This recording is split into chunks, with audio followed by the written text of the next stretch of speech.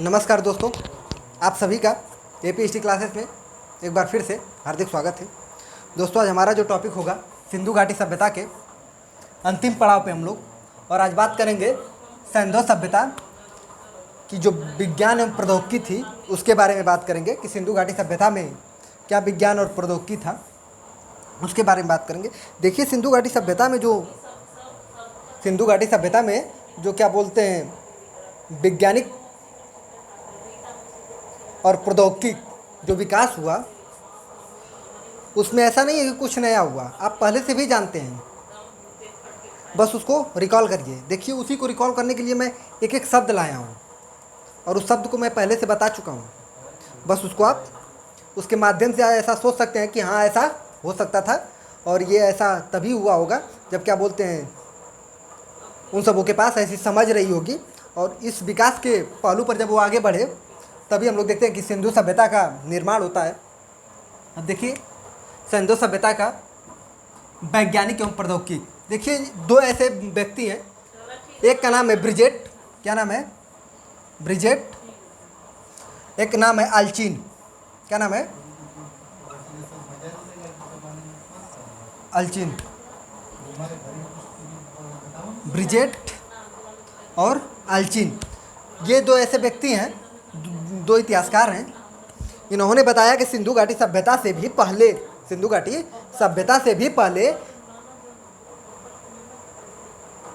वैज्ञानिक और प्रौद्योगिक विकास हो चुका था। कौन बताया था ये बात? तो ब्रिजेट और आल्चिन ने बताया था कि सिंधु घाटी सभ्यता से भी पहले लगभग 4000 ईसा पूर्व 4000 बीसी में विज्ञान और प्रौद्योगिकी में विकास हो चुका था। अब हम लोग बात करेंगे कि सिंधु घाटी सभ्यता में, बस ये नाम रखिएगा कि ये नाम कौन बताया है। कभी कभी पीसीएस के एग्जाम में पूछ सकता है कि ब्रिजेट कौन थे और आल्चिन कौन थे। तो आल्चिन के बारे में तो आप पहले से परिचित हैं, यहाँ पे सिर्फ ब्रिजेट के बारे में बात याद रखिएगा कि ब्रिजेट क्या बोले थे। तो सिंधु घाटी सभ्यता से भी पहले क्या बोलते हैं तकनीकी और वैज्ञानिक क्या बोलते हैं विकास हो चुका था। यहाँ पे अब बात करेंगे हम लोग कि सिंधु घाटी सभ्यता में किस तरह से हम लोग कह सकते हैं कि सिंधु घाटी सभ्यता के पास, उन सबों के पास एक विज्ञान की तरह, एक तकनीक की तरह सोच थी, और वो सोच कैसे वो लागू करते थे, तो उसके बारे में बात करेंगे। ये देखिए, नगर नियोजन प्रणाली। नगर नियोजन प्रणाली के बारे में हम लोग बात किए थे कि जो नगर होते थे, जो मकान होते थे, ये सपोज करिए सड़क है, जो मेन सड़क, और ये घर है, मकान है, ठीक। अब यहाँ से बात करिए, जो ये मकान होते थे, इधर गली है, बताया हूँ मैं पहले भी आपको। ये मकान जो होता था, इसका दरवाज़ा और विंडो गली की तरफ खुलता था, इधर मेन सड़क की तरफ नहीं खुलता था। आज हम लोग देखते हैं कि मेन सड़क की तरफ भी खुलता है, लेकिन वहाँ पे नहीं खुलता था। क्यों नहीं खुलता था? कारण भी बताया था मैं कि पर्यावरण से बचना था। दूसरी बात क्या थी कि क्या बोलते हैं, जो बच्चा अगर सपोज करिए खेलते खेलते इधर आ जाएगा तो एक्सीडेंट हो सकता है, तो एक्सीडेंट से बचने के लिए इधर होता था। दरवाज़ों को हम लोग तो बात कर लिए कि क्या बोलते हैं यहाँ पे दरवाज़ा ऐसे होते थे सिंधु घाटी सभ्यता में। नाली के बारे में बात करते थे कि नाली भी विकसित अवस्था में थी। रोड, सड़क एक दूसरे को समकोण पे काटते थे। तो नगर नियोजन प्रणाली जिस तरह से उसका विकास हुआ था, इस तरह बताया जाता है कि विज्ञान एवं प्रौद्योगिकी रही होगी, तभी इस तरह से विकास उसका हुआ होगा।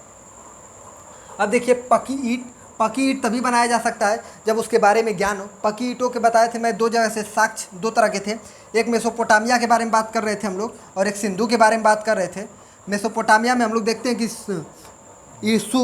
ईंट को क्या बोलते हैं सुखाकर, मतलब दोनों जगह पक्की ईंटों का किया जाता था, लेकिन मेसोपोटामिया में सुखाकर और सिंधु घाटी सभ्यता में पका कर किया जाता था। तो पकाने की विधि थी, तो मतलब हम लोग कह सकते हैं कि विज्ञान एवं प्रौद्योगिकी रही होगी।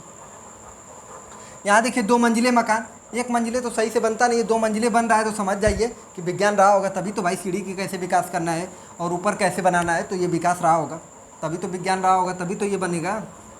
सड़क जब एक दूसरे को समकोण पे काट रही है, चौराहा यहाँ पे हो रहा है, तो ऐसा हम लोग बता सकते हैं ना कि जब ये तभी बन सकता है जब इसका डायग्राम पहले बना रहा हो।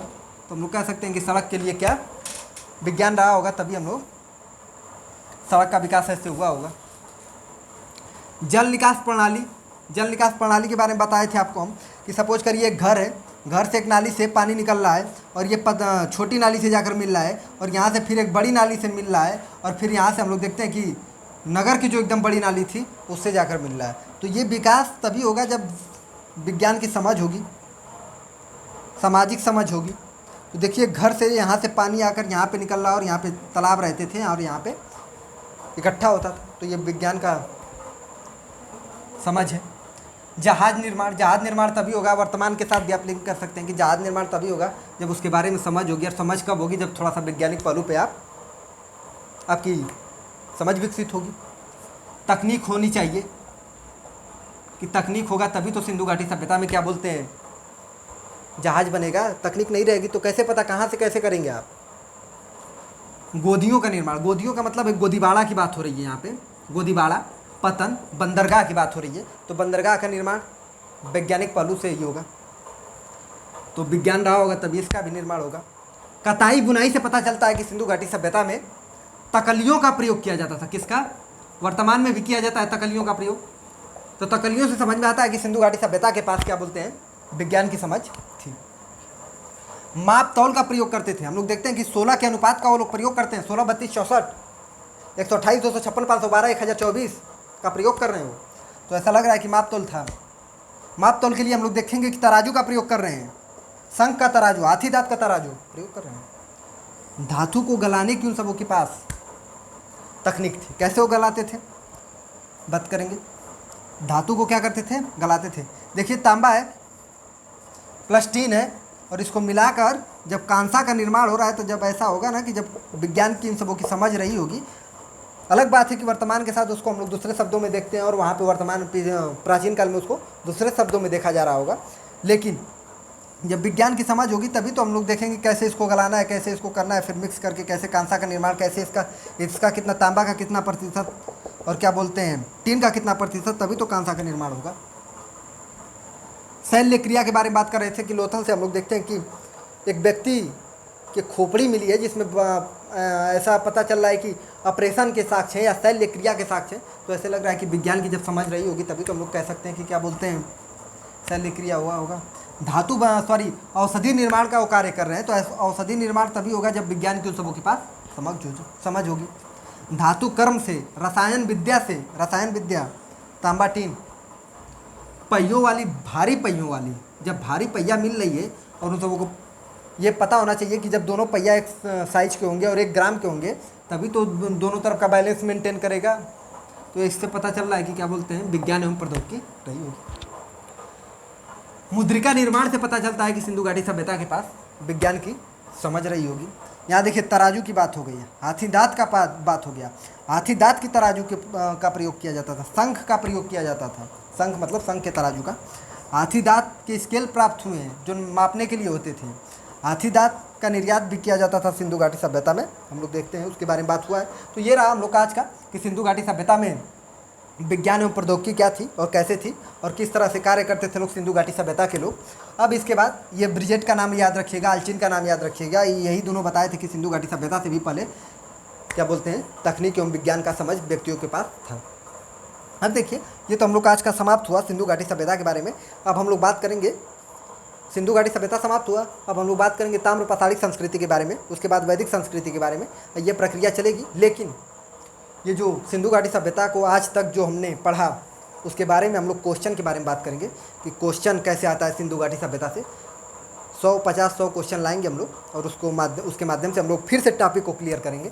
तो क्वेश्चन के माध्यम से अपनी समझ विकसित करेंगे। और इसके बाद हम लोग बात करेंगे, अब कुछ दिनों तक चलेगा क्वेश्चन और उसके बाद ताम्र पाषाणिक संस्कृति चलेगा। तो हम लोग बात करेंगे किस पे? क्वेश्चन के बारे में, सिंधु घाटी सभ्यता से संबंधित। तो मिलते हैं दोस्तों नेक्स्ट क्लास में। धन्यवाद।